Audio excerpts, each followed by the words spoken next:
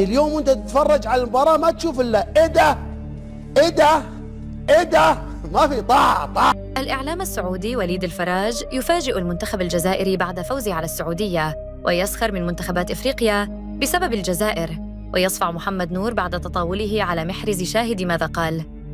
ولكن قبل أن نبدأ، لو أنت محب وسعيد بفوز المنتخب الجزائري فيرجع الإعجاب بهذا الفيديو، ولا تنسوا أن تعطروا فمكم بذكر الله والصلاة على رسولنا الكريم في ليلة كروية.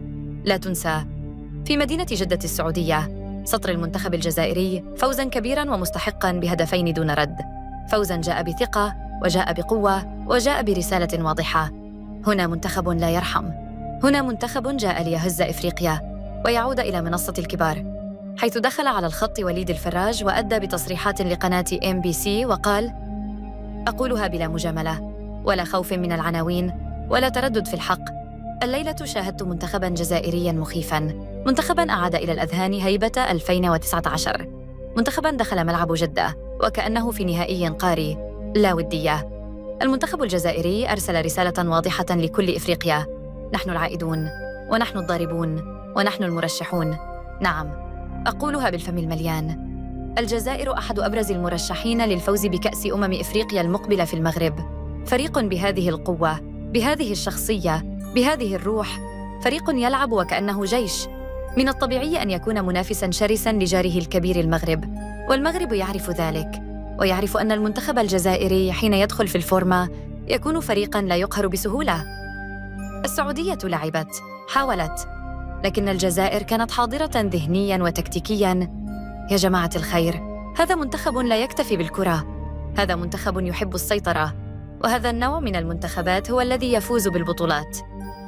وأنا أسمع هذه الأيام بعض الأصوات التي قللت من المنتخب الجزائري، وبعض السخرية التي خرجت من بعض الإعلاميين واللاعبين السابقين، وعلى رأسهم محمد نور، وتحديداً كلامه عن رياض محرز والجزائر. وأنا أقول لمحمد نور بكل احترام: يا عزيزي، الظاهر أنك لا تعرف الجزائريين بعد. الجزائري لا يعرف المزاح في كبريائه، الجزائري يرد في الملعب، والجزائر الليلة ردت عليك وعلى غيرك.